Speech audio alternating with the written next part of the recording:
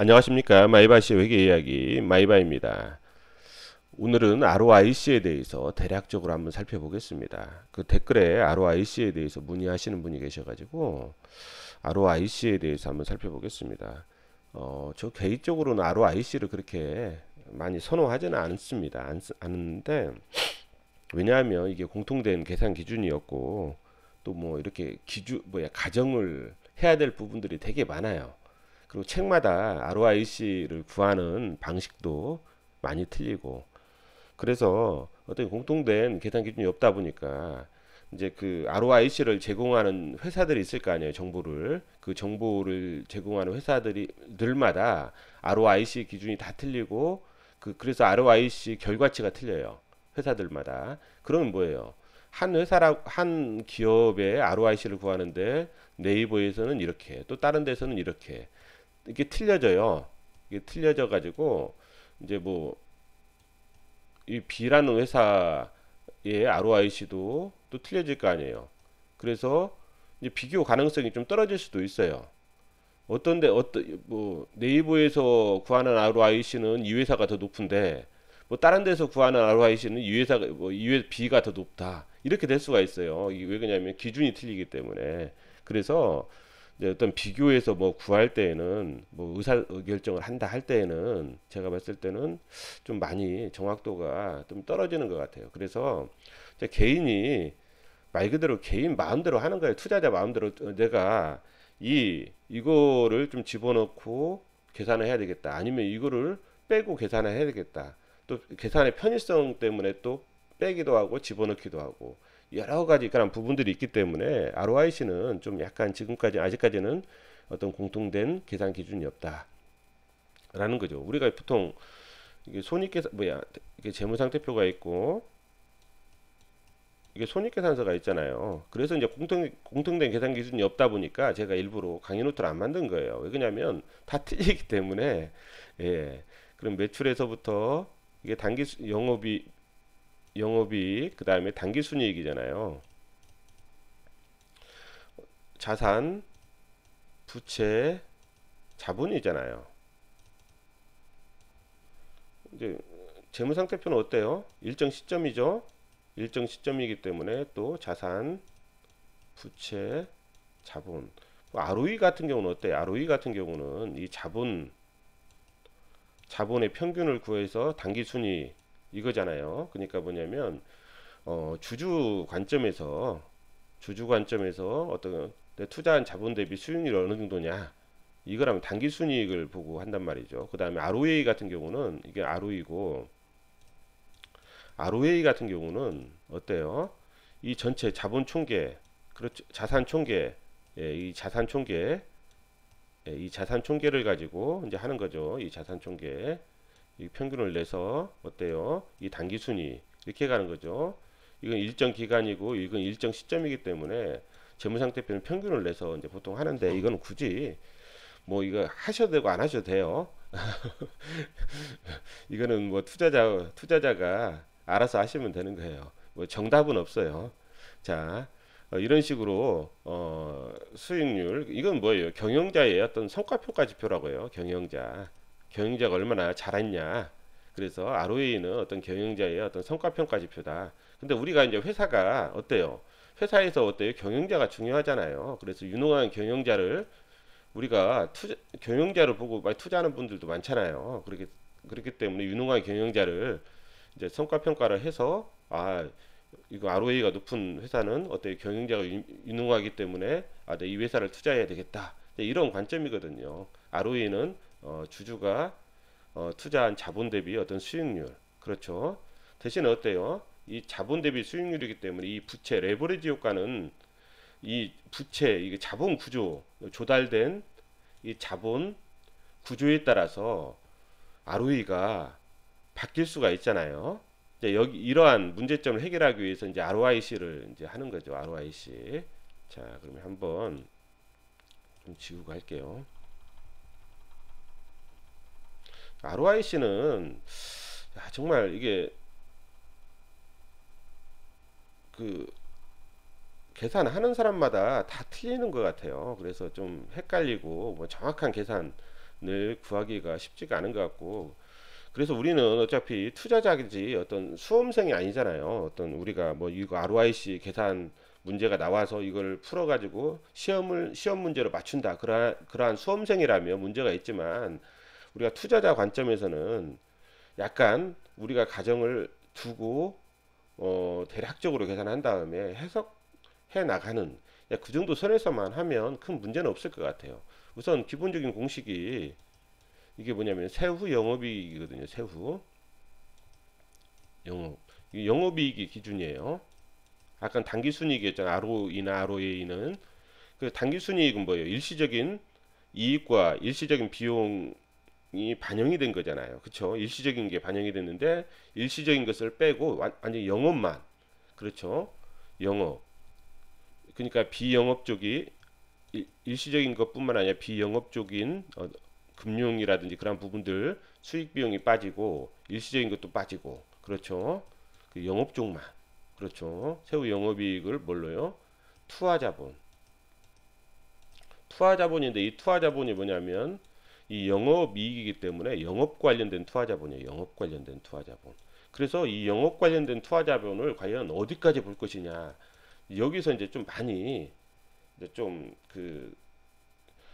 이렇게 좀 많이 바뀌어요. 기준이. 그래서 영업이익은, 세후 영업이익은 말 그대로 영업이익에서 법인세를 빼는 거죠.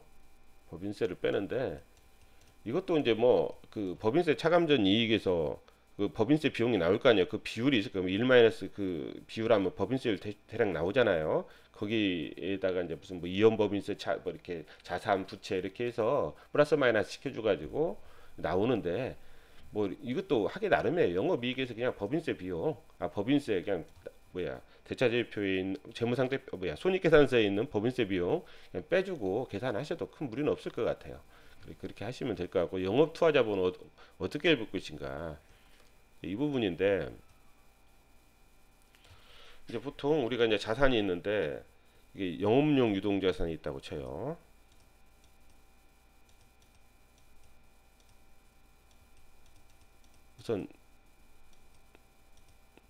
우선 대략적인 용어를 그냥 이렇게 써보자고요. 왜냐하면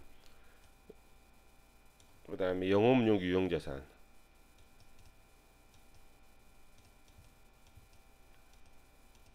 비유동자산. 비유동자산에 그냥 유형자산하고 나누자고요. 그냥 유형자산, 영업용, 무형자산.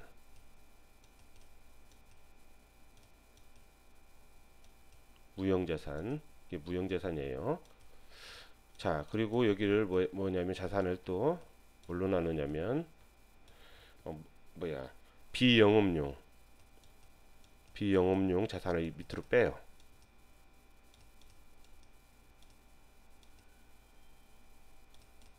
자산을 빼요.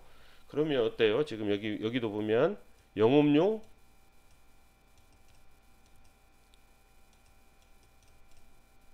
유동부채가 있을 거 아니에요. 유동부채 있고, 부채 중에서 그 다음에 차입금이 있을 거 아니에요. 차입금. 그쵸? 차입금. 자, 차입금. 이제 이거는 이자부 부채라고 해요. 이자부 부채. 이자가 나가는 부채. 이자가 나간다. 이자가 나가는 부채. 이자부 부채. 그 다음에 자본이 있을 거 아니에요. 자본. 그죠? 자본. 자, 이렇게 있어요. 그러면, 자, 뭐냐면 기본적인 게 뭐냐면 영업용 유동자산에서 영업용 유동부채를 빼요. 여기서 이만큼 빼버려요. 이렇게 이만큼 빼죠. 이만큼 빼요. 이만큼을 빼버려요. 없애버리고, 그 다음에 비영업용 자산을 또 빼요. 그럼 뭐가 남아요? 영업용 유동자산에서 일부하고, 그 다음에 영업용 유형자산. 그렇죠. 유형자산이 남고, 그 다음에 영업용 무형자산. 그러니까 뭐냐면 영업용 유동자산에서 영업용 유동부채를 뺀 거 빼고 순유동자산이 남죠. 영업용 순유동자산에서 유형자산, 무형자산, 이게 남아요. 이 말은 뭐예요? 이거죠. 이자부 부채 플러스 자본이잖아요. 그렇죠? 그렇죠? 그리고 이것도 이제 빼야 되니까 자 그러면 이제 이런 식으로 이제 우리가 쓸 수가 있잖아요. 우리가 자 이게 여기서 영업용 비영업용 자산을 뭘로 볼 것인가에 따라서 이제 나중에 이제 많이 틀려지는 거예요. 근데 이제 우선 이것은 하나의 카테고리로 놓고 자 우리가 이런 식으로 구할 수 있죠. 영업용 자산, 영업용 유동자산, 유동자산 내다가 플러스 유형자산, 영업용 유형자산 플러스 영업용 무형자산, 무형자산 빼기 뭐예요? 영업 유동부채, 영업용 유동부채에서 또 뭘 빼요? 그렇죠. 비영업용 자산, 비영업용 자산 이렇게 빼면은 이게 이제 뭐예요? 투하자본이 돼요. 이 투하자본은 어떤 식으로 또 구할 수가 있어요? 투하자본은 이자부 부채, 그렇죠? 이자부 부채, 부채 더하기 자본, 자본이잖아요. 자본인데 이 자본에서 뭘 빼야 돼요? 예, 그렇죠. 비영업용 자산, 비영업용 자산 이렇게 구할 수가 있단 말이에요. 영업용 유동자산, 유형자산 더하기 무형자산 빼기 영업용 뭐예요? 어 뭐야? 영업용 무형 유동부채, 유동부채 그 다음에 비영업용 자산 이렇게 뺀 것은 다시 또 이자부 부채 더하기 자본 빼기 비영업용 자산 이렇게 구할 수가 있단 말이에요. 자 이렇게 구할 수 있는데 여기서 이제 비영업용 자산을 뭘로 볼 것이냐 이걸 빼줘야 되잖아요. 우리가 쉽게 할 때는 뭐예요? 이자부 부채 더하기 자본 빼기 비영업용 자산하면 쉽잖아요. 이렇게 이자부 부채 자본 그 다음에 비영업용 자산 그럼 이자부 부채 구하는 것은 이렇게 구하면 돼요. 이자부 부채 플러스 자본 마이너스 비영업용 자산 그럼 비영업용 자산을 뭘로 볼 것이냐 여기서 이제 많이 갈려요. 어떤 사람들은 이제 현금도 빼자 그리고 여기서 유형자산 중에서 건설 중인 자산을 빼자 이런 사람도 있고 그 다음에 금융자산도 빼자 그 다음에 투자부동산도 빼자 어떤 사람들은 투자부동산을 넣기도 해요. 왜냐하면 정관에 회사가 부동산 임대도 있다 뭐 제조업과 부동산 임대가 사업 목적이 있다 그러면 어떻게 보면 임대도 임대 수익도 영업이잖아요. 그래서 이제 어떤 사람은 그래도 빼자는 사람이 있고 넣자는 사람이 있고 예 이렇게 여러 다양해요. 이게 이 기준이 이런 부분이라는 거예요. ROIC가 이 ROIC 같은 경우도 이런 부분. 그래서 이 ROIC 같은 경우는 이제 아무래도 이제 이것도 이제 매출액분의 세후 영업이익이잖아요. 영업이익 곱하기 투하자본분의 매출액. 그럼 매출액 약분하면 투하자본분의 영업이익 남죠. 세후 영업이익. 예, 이거기 때문에 이것은 영업이익률 곱하기 투하자본 회전율이죠. 예, 매출이니까. 예. 그럼 이런 식으로 또 나눌 수 있다는 거죠. 그래서 이런 부분인데 이거는 뭐냐면 이것도 어떻게 보면 사후 경영자의 성과평가지표라고요. 경영자의 성과평가지표. 그래서 우리가 이 경영자, 유능한 경영자를 어때요? 성과평가를 해서 경영자가 유능하고 또 어때요? 그리고 또 회사가 이게 투하자본 수익률 어떻게 보면 그 영업 활동으로 인해서 어떤 발생한 진정한 수익성을 측정하는 지표죠. 어떻게 보면 경제적 해자에 관련된 부분이기 때문에 어떻게 보면 중요하지만 좀 계산하는 게 뭐 좀 복잡하고 개인 투자자들이 접근하기에는 좀 쉽지가 않은 부분이다. 이런 부분이고 그래서 이제 간단하게 이제 제가 이렇게 설명을 좀 드렸는데 그래서 여기서 이걸 빼는 것은 제가 봤을 때 투자자분들이 하기 나름이에요. 만약 내가 직접적으로 한번 구해보겠다 하면은 이자부 부채에서 자본 더해서 이게 좀 계산하기가 편할 것 같아요. 이자부 부채 자본 더해서 이런 식으로 현금, 건설 중인 자산, 금융자산, 투자부동산 저는 개인적으로 이거 이렇게 빼면 괜찮을 것 같다라고 생각을 해요. 생각을 하고 이제 하기 나름이거든요. 여기서 제가 이제 나 이건 넣고 좀 더 빼야 되겠다 다른 것도 하기 나름이거든요. 하기 나름이니까 이렇게 하고 제가 그러면 네이버에서 하는 걸 한번 보여드릴게요. 네이버에 상당히 많은 정보들이 있어요. 다음에도 있고 네이버에 있는데 자 리노공업을 한번 볼게요. 그러면 우리가 만약 리노공업을 본다. 그러면 지금 이렇게 있잖아요. 그러면 종목 분석을 보셔요. 종목 분석을 보시고 잠깐만요. 이게 좀 더 키울까요?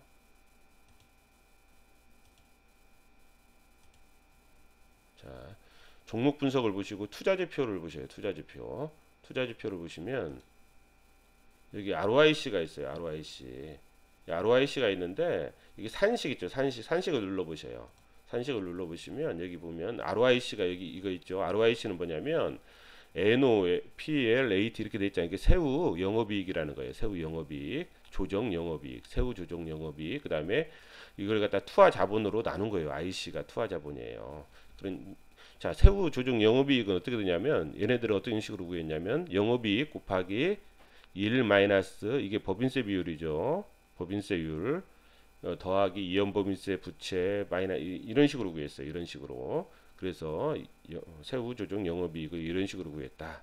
그리고 투하자본을 어떤 식으로 구했냐면 재고자산 플러스 매출채권 및 기타 채권 기타 유동자산 마이너스 매입 채무 및 기타 채무 마이너스 기타 유동부채 유형자산 다 더하고 플러스 무형자산 생물자산 기타 비유동자산 이런 식으로 이제 구했죠. 그래서 어떻게 보면 현금은 안 들어갔죠. 현금 안 들어가고 그 다음에 투자부동산도 안 들어갔죠. 투자부동산 현금과 투자부동산 안 들어가고 금융자산 안 들어갔어요. 그쵸? 현금, 투자부동산, 금융자산이 안 들어갔어요. 건설 중인 자산은 다 들어간 것 같아요. 지금 유형자산인 거 보니까. 왜냐하면 네이버 같은 경우는 모든 회사들의 어떤 ROIC 정보를 다 제공을 해야 되기 때문에 어떻게 보면 빅데이터로 어때요? 말 그대로 좀 자동적으로 계산할 수 있게끔 하려면 좀 뭔가 산식이 단순해야 될 거 아니에요. 그래서 이 계정 과목 안에서 뭐 빠질 수 있는 것들 이제 이런 것들은 고려 안 하고 그냥 전체적인 계정 과목으로 이렇게 한 것 같아요. 그래서 이런 식으로 구했다는 거죠. ROIC를. 그렇죠. 그래서 이 산식들이 다 있으니까 이거를 다른 데도 마찬가지. 다음 같은 경우도 뭐예요? 리노공업 보니까 투자지표 보니까 산식이 똑같더라고요. 여기도 다음하고 네이버는 똑같은 것 같아요. 지금 여기 보면 ROIC 보면 똑같아요. 똑같이 그냥 구했어요. 다음하고 네이버는 똑같다. 그래서 이거 이제 다른 어떤 또 그런 부분들도 한번 보셔요. 보시면 이제 산식을 보시면 아 이게 들어가 있고 이게 나와 있고 이렇게 하구나 해서 이걸 보시고 판단하시면 될 것 같아요. 리노공업 같은 경우는 지금 ROIC가 36.27%예요. 지금 ROE가 19.82. 그 다음에 ROA는 18.39. ROA하고 ROIC 같은 경우는 차이 나는 부분이 어때요? ROA는 전체 자산이잖아요. 분모가 더 많고 그 다음에 이것은 분자는 당기순이익이니까 당기순이익이 영업이익보다 또 적고 그렇기 때문에 좀 줄어들고 ROIC는 뭐예요? 영업이익이고 세후 영업 조정 영업이익이고 분모에 총 자산에서 비영업용 자산이 빠지는 거 아니에요. 그쵸? 빠지는 거기 때문에 이제 이런 부분이라는 거죠. 그래서 이제 좀 더 많고 36.27%. 그러면 이거를 갖다가 과연 어떻게 해야 되냐? 그러면 우리가 이제 보통 리노공업 있잖아요. 그러면 이게 보면 종목 정보에 보면 뭐 동일 업종 비교 있잖아요. 그러면 그냥 한번 삼성전자 한번 볼까요? 삼성전자 종목 분석 투자지표 이것도 뭐 동일한 기준에 했잖아요. 동일한 기준에 했으니까 ROIC 보면 26.33 어때요? 리노공업이 상당히 투하자본 수익률이 높다는 게 나타나잖아요. 그쵸? 투하자본 수익률이 높다. 리노공업 자체가 자 보시면 36이니까 훨씬 높죠. 자 고영 한번 볼게요. 고영 같은 경우는 자 종목 분석 자 투자지표 그 다음에 여기도 마찬가지로 산식 아까 그 산식 자 투자자본 수익률이 27.23이에요. 27.23 27% 정도 되죠. 자 그러면 동종 업종 한번 볼게요. 여기 보면 구형 삼성전기 이렇게 있으니까 한번 삼성전기 한번 볼게요. 삼성전기 종목 분석, 그 다음에 투자지표 ROIC 보면 12.25죠. 12.25. 고영이라는 회사가 27%니까 상당히 투자 자본 수익률이 좋다. 어떤 해자가 있다는 거죠. 해자가. 그렇죠. 해자가 경제적 해자가 있다. 이제 그런 의미로 이제 파악을 하시면 될 것 같고, 그리고 어떤 경영자의 성과지표, 경영자가 좀 유능하다. 이제 그런 하나의 관점으로 이제 보시면 될 것 같아요. 그래서 좀 ROIC 같은 경우는 저도 솔직히 몰라요. 잘 모르고 별로 이렇게 막 이렇게 제가 구해서 해보지 뭐 이렇게 막 하진 않아요. 그냥 나와 있는 자료 가지고 그냥 대략적으로 이렇게 보고 이제 뭐 투자지표 판단할 때는 ROE나 ROA, 뭐 부채 비율, 뭐 영업활동 현금 흐름 이게 종합적으로 하면은 굳이 ROIC 안 해도 뭐 큰 무리는 없고 그냥 하더라도 그냥 이렇게 네이버에서 그냥 이 정도 선에서만 합니다. 이렇게 이 정도. 좀 뭐 그렇게 산식이 이렇게 뭐 정확한 그건 아니에요. 아니지만 그냥 대략적으로 보는 거예요. 대략적으로. 예, 예. 오늘은 ROIC에 대해서 정말로 대략적으로 한번 살펴봤는데 되게 만족하실지는 모르겠네요. 너무 대략적이라서. 예, 이상입니다.